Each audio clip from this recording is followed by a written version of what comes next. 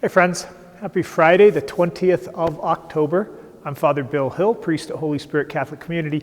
As you can imagine from the fact that I'm wearing camo over priest clothes, I am still gone, out deer hunting with Dad for another day, but using a little technology in order to pray with you and have a little daily reflection. So I'll give you a reflection on the readings. I invite you to read them prayerfully. They're linked on the sidebar. And then spend some time in prayer. Turn off the screen before you move on to other things. If you haven't had a chance to yet, linked on the sidebar is a brochure to our United in God's Love mailing, as well as an electronic commitment card. If you would please prayerfully consider a financial gift to our parish and the work that we are doing in order to live the gospel. Always appreciated. Thank you.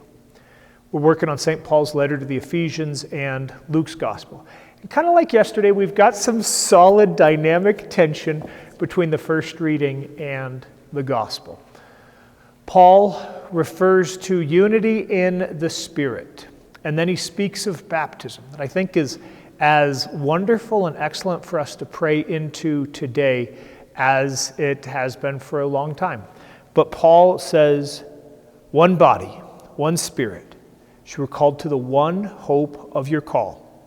One Lord, one faith, one baptism, one God and Father of all.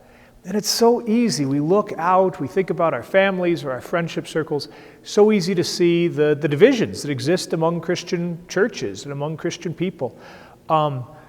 We can lose sight of the fact we worship the same God, right? A Trinitarian God, Father, Son, and Holy Spirit, that we have faith in the saving death and resurrection of Jesus Christ, that we have been incorporated into that through baptism.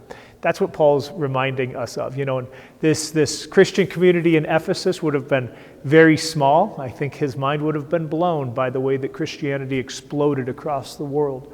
But to simply pray that we might have a deeper sense of unity, of connection, of relationship in our faith and in our baptism and in the call that we have received, praying that that unity might help us to appreciate the differences and the divisions that exist, but pray that the Lord might continue to bring unity in the midst of the Christian family.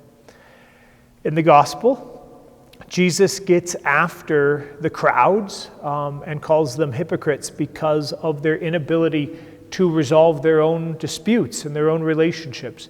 And he criticizes them for going to judges instead of dealing with things on their own. And so perhaps the place to pray into simply the question of our relationships and maybe our conflicts, right? Where are the relationships that we're called to challenge and to confront and to call to the light? And where are relationships perhaps where we're allowed or called to let go, to allow to be just a little bit, less confrontational, less active.